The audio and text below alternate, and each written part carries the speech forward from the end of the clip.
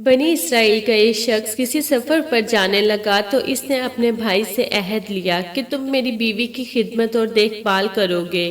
تو بھائی نے یقین دہانی کرواتے ہوئے کہا کہ بھائی جان آپ بے فکر ہو کر جائیں، آپ کو کسی قسم کی شکایت کا موقع نہیں ملے گا، میں ہر طرح سے آپ کی زوجہ کا خیال رکھوں گا۔ چنانچہ بڑا بھائی مطمئن ہو کر سفر پر روانہ ہو گیا۔ چھوٹے بھائی نے اپنی بھابھی کے ساتھ رہنا شروع کر دیا، لیکن عورت کے حسن و جمال نے اس کی آنکھوں پر غفلت کا پردہ ڈال دیا۔ وہ اپنی ہی بھابھی پر عاشق ہو گیا اور اپنے بھائی سے کیے ہوئے وعدے کو بھول کر اس کی بیوی کو اپنے ارادے سے آگاہ کر دیا اور اس سے دعوت گناہ دے ڈالی۔ عورت پاک دامن اور باحیا تھی، اس نے انکار کر دیا۔ جب بدبخت دیور اپنی کوشش میں ناکام ہوا تو اس نے بھابھی کو دھمکی دی کہ اگر تم نے میری بات نہ مانی تو میں تمہیں ہلاک کر دوں گا۔ عورت نے کہا قسم ہے پیدا کرنے والے کی کہ میں تمہاری دعوت کو کبھی قبول نہیں کروں گی، تم میرے ساتھ جو چاہو کر لو۔ پاک باز عورت کی جرأت مندانہ انداز کو دیکھ کر وہ خاموش ہو گیا۔ جب اس کا بھائی سفر سے واپس آیا تو کہنے لگا کہ بھائی تم جانتے ہو کہ تمہاری بیوی نے تمہارے جانے کے بعد کیا کیا؟ بھائی نے کہا بتاؤ وہ کیا کرتی تھی؟ تو اس نے کہا وہ مجھے بدکاری کی دعوت دیا کرتی تھی۔ توبہ توبہ، وہ تو بہت بد چلن ہے، اس نے تمہارے جانے کے بعد پتہ نہیں کیا کیا برے کام کیے ہیں۔ بڑے بھائی کو یہ بات سن کر بہت غصہ آیا، اس نے کہا جانتے بھی ہو تم کیا کہہ رہے ہو؟ تو چھوٹے بھائی نے کہا کہ ہاں وہ مجھے اپنے ساتھ برائی کرنے پر مجبور کرتی تھی، لیکن میں نے آپ کی عزت اور وعدے کا پاس رکھا اور اس کے ساتھ کوئی برائی نہیں کی۔ آپ کی بیوی تو بہت ہی گھٹیا عورت ہے۔ جب شوہر نے یہ بات سنی تو اس کا اپنی بیوی پر جتنا یقین تھا وہ سب ایک دم ختم ہو گیا۔ مرد کے دل میں اگر بدنیتی کا بیج بو دیا جائے تو یقینی طور پر وہ کوئی انتہائی قدم اٹھا ہی لیتا ہے۔ یہی وجہ تھی کہ اس دن کے بعد وہ اپنی بیوی سے ناراض رہنے لگا۔ ایک دن کسی غلطی پر اس نے بیوی کو اس قدر مارا پیٹا کہ اس کی حالت غیر ہوگی، پھر وہ اٹھا اسے کسی جگہ پر پھینک دیا۔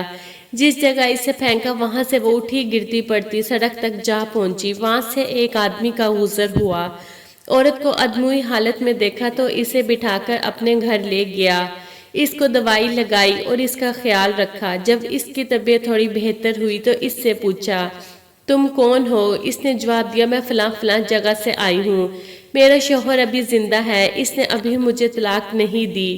آدمی نے اسے پیشکش کی کہ میری بیوی مر چکی ہے، میرے 3 بچے ہیں، اگر تم چاہو تو مجھ سے نکاح کر لو، میں تمہیں اچھا گھر دوں گا، اچھا کھانا پینا دوں گا اور تم میرے بچوں کا خیال رکھنا۔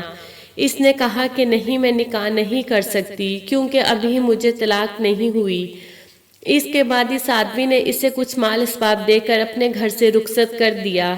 چلتے چلتے اس کا گزر ایک ایسی جگہ سے ہوا جہاں کچھ لوگ کسی غلام کو سزائے موت دینے کے لیے جمع تھے، تو اس کے دل میں خیال آیا کہ اس غلام کی جان بچانی چاہیے، لہٰذا جو پیسے اس سخی آدمی نے اسے دیے تھے وہ پیسے اس نے اس خاندان کو دے دیے جن کا نقصان اس غلام نے کیا تھا جس کو وہ مارنے والے تھے۔ جہاں عورت نے اس شخص کو بچا لیا، وہ شخص عورت کا بہت مشکور ہوا اور کہنے لگا کہ میں ساری زندگی تمہارے قدموں میں گزار دوں گا، تم بہت عظیم عورت ہو، تم نے میری جان بچائی ہے، میں تمہارا یہ احسان کبھی بھی نہیں بھول سکتا۔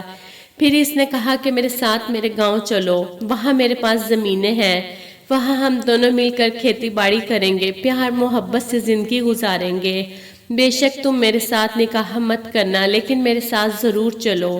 وہ عورت جانتی تھی کہ انکار کرنے کی کوئی وجہ نہیں، پیسے تو سارے اس پر لگا دیے ہیں، اس لیے وہ اس کے ساتھ کشتی میں سوار ہو گئی۔ کشتی میں بیٹھے ایک شخص کا اس پر دل آ گیا، اس نے کہا یہ عورت کس کی ملکیت ہے؟ تو جس کی جان عورت نے بچائی تھی وہ کہنے لگا یہ میری عورت ہے۔ اس دوران وہ عورت سو رہی تھی۔ اس شخص نے کہا کہ یہ عورت مجھے دے دو۔ غلام نے کہا کہ ٹھیک ہے، اس کے بدلے تم مجھے اتنے دینار دے دو تو میں یہ عورت تمہارے حوالے کر دوں گا۔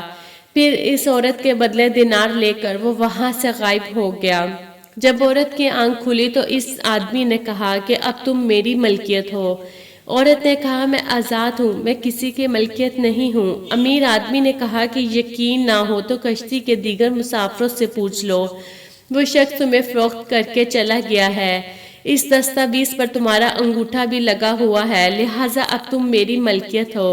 وہ عورت اس آدمی کے گھر آ گئی، وہاں سے وہ ہمیشہ بھاگنا چاہتی تھی اور آخرکار ایک دن بھاگنے میں کامیاب ہو گئی۔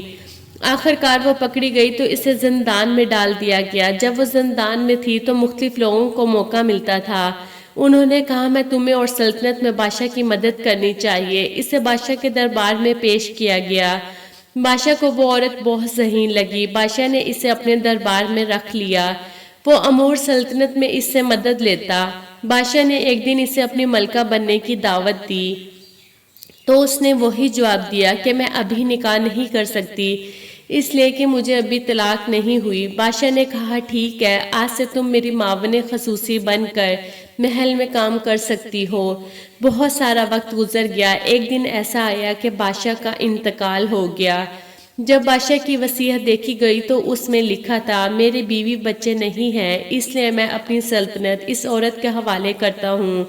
جو شخص اس بات سے اختلاف کرے گا وہ اختلاف پوری سلطنت کے ساتھ تصور کیا جائے گا، اور ایسا کوئی نہیں چاہتا تھا۔ اس کے بعد اس عورت نے سب لوگوں کو جمع کیا اور ان لوگوں کو الگ الگ کر دیا جنہوں نے زندگی میں اس کے ساتھ برا کیا تھا۔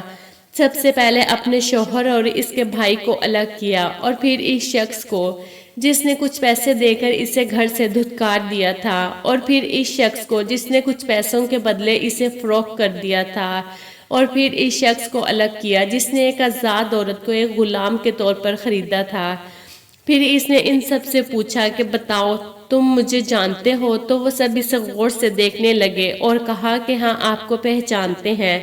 پھر اس نے باری باری سب کو سزائیں سنا دی۔ کچھ عرصے کے بعد اس عورت کا شوہر مر گیا۔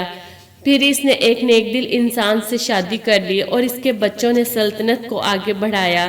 دوستو میری ویڈیو اچھی لگی ہو تو پلیز میرے چینل کو سبسکرائب کر کے ویڈیو کو لائک کر دیں۔